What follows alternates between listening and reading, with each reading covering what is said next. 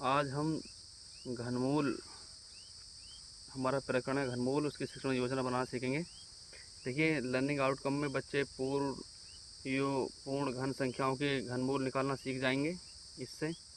और जो शिक्षण सामग्री है उसमें श्यामपट्ट, चौक, चार्ट, दिक्साएप, आईटीसी वीडियो आदि का हम इस्तेमाल करेंगे इसे सिखाने के लिए। देखिए, शिक्षण की शुरुआत में कुछ उन्हें पूर्व ज्ञान से जोड़ते हुए प्रश्न पूछे जाएंगे। यदि किसी संख्या की घात 3 है तो उसे क्या पढ़ेंगे? तो बच्चे जवाब दे देंगे कि उस संख्या का घन। हाँ, जो विधि यूज होएगी वो प्रश्नोत्तर विधि यूज होएगी, क्योंकि प्रश्न पूछ रहे हैं हम। बच्चों, 3 का घन अर्थात 3 की घात 3 का मान क्या होता है? बच्चों को हम पहले ही घन निकालना हम सिखा चुके हैं, तो बच्चा ये बता देंगे आराम से। 3 तिया 9 तिया 27। फिर देखिए, हम पूछेंगे कि 27, यहाँ हम देखिए इसे अंडर रूट वाला चिन्ह लगाएंगे, अंदर 3 लिखेंगे और बच्चों को देखिए बता देंगे कि इसका मान क्या होगा। बच्चे क्या हो जाएंगे? मौन हो जाएंगे।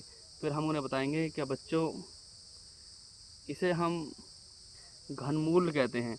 देखिए, जो वर्गमूल के निशान जो लगता है उसके पेट में अगर 3 लिखा है तो इसका मतलब होता है घनमूल। तो बच्चों, 27 का घनमूल का मान कैसे ज्ञात करेंगे? बच्चों को पहले बताएंगे हम शिक्षण के दौरान कि घनमूल है क्या। देखिए, किसी संख्या का घनमूल वह मूल संख्या है जिसका घन करने पर दी हुई संख्या प्राप्त हो जाती है।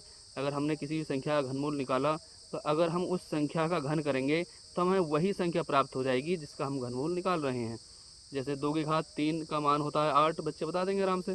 तो देखिए, 8 का जो घनमूल है वो कितना हो जाएगा? 2। इसे हम लिखेंगे कि 3 अंडर रूट में और 8 से लिखते हैं, ये घनमूल का निशान है कि 8 का घनमूल हमें निकालना है। घनमूल ज्ञात करने के लिए सबसे पहले पूर्ण घन संख्या के अभाज्य गुणनखंड करते हैं। अभाज्य गुणनखंड करते हैं जैसे कि वर्गमूल में करते हैं। समान गुणनखंडों के 3 के त्रिक बनाते हैं। देखिए, 3 जैसे वर्गमूल में 2 2 के जोड़े बनाए जाते हैं, ऐसे ही ये घनमूल में 3 3 के जोड़े बनाए जाते हैं। प्रत्येक त्रिक से एक गुणनखंड लेते हैं। इन गुणनखंडों की आपस में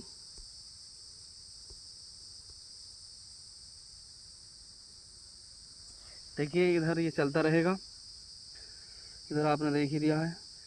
इधर व्याख्यान विधि लिखेंगे, सहभागिता, चर्चा वो लिख देंगे, बच्चे ध्यानपूर्वक सुन रहे हैं।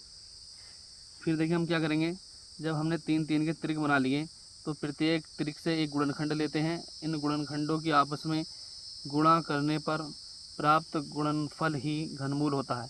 यानी कि हम क्या करेंगे, हमें एक संख्या दी है, नंबर दिया है, उसके सबसे पहले हम अभाज्य गुणनखंड करेंगे। फिर अभाज्य गुणनखंड करने के बाद हम 3 3 के जोड़े बनाएंगे और 3 3 के जोड़े से एक एक संख्या बाहर निकालेंगे, फिर उनकी गुणा करेंगे, वो हमें घनमूल प्राप्त हो जाएगा। जैसे कि एग्जाम्पल में मैंने लिया है 729 का घनमूल, तो सबसे पहले क्या करा, 729 के मैंने यहाँ अभाज्य गुणनखंड करे हैं। अभाज्य गुणनखंड करने के बाद उन्हें मैंने लिख लिया है सबको। तो देखिए, 3 3 के मैंने जोड़े बना दिए हैं। इस जोड़े से मैंने 3 संख्या निकाल ली है, इस जोड़े से मैंने 3 संख्या निकाल ली है। अब देखिए, इन्हीं गुणा करेंगे, 3 तिया 9। तो देखिए, 729 का जो घनमूल हो गया वो कितना हो गया? 9। इसी प्रकार हम 64 का घनमूल निकालेंगे। सबसे पहले 64 के अभाज्य गुणनखंड करेंगे। फिर देखिए, 4 4 ये जोड़े आ गए हैं, अभाज्य गुणनखंड आ गए हैं। अब देखिए, अभाज्य गुणनखंड को लिख लिया मैंने, एक ही जोड़ा बना 3 का। अब इन 3 से एक मैंने बाहर निकाल लिया, कितना आ गया? 4। तो 64 का जो घनमूल हो गया वो कितना हो गया? 4। इसी प्रकार अगर हम 4 का घन कर दें, 4 चौक 16 चौका 64। अब देखिए, हम बच्चों को इधर हमारे चलता रहेगा, जो श्यामपट्ट कार्य है उससे अपनी अभ्यास पुस्तिका में बच्चे लिखेंगे।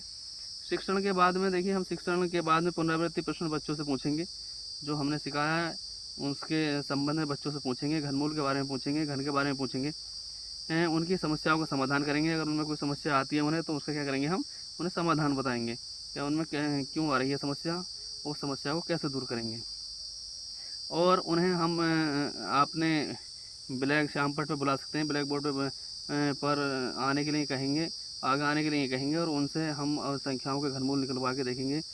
देखिए, 216 का घनमूल ज्ञात कीजिए, 1728 का घनमूल निकलवाएंगे, 27 का घनमूल निकालेंगे, और आपकी मर्जी, आप किसी भी संख्या का उनसे घनमूल निकलवा सकते हैं। अगर देखिए उन्हें कहीं समस्या आती है तो उनके कन्फ्यूजन भी दूर करेंगे, और देखेंगे कि बच्चे हमारे ने जो सिखाया है उसके उन प्रश्नों को हल कर पा रहे हैं या नहीं कर पा रहे हैं। अब देखिए, बच्चों को जो अगर नहीं कर पा रहे हैं तो उन्हें हम करने बताएंगे कहाँ वो गलती कर रहे हैं। ऐसी गृह कार्य में देखिए बच्चों को पाठ्य पुस्तिका के जो हमारी गणित की किताब है उसमें भी प्रश्नावली दी है, उसे हल करने के लिए देंगे घर से करने के लिए, और ये कुछ प्रश्न भी हम साथ के साथ देंगे। ये प्रश्न हम लिख देंगे कि इन्हें घर से करके लाने हैं। और देखिए बच्चों की लर्निंग आगामी शिक्षण योजना है उसमें बच्चों के लर्निंग आउटकम हम देखेंगे, क्या जो हमने घनमूल सिखाया है बच्चे सीख गए या नहीं। अगर नहीं सीखे हैं तो फिर हम आगामी शिक्षण योजना उसी के आधार पर बनाएंगे। शुक्रिया।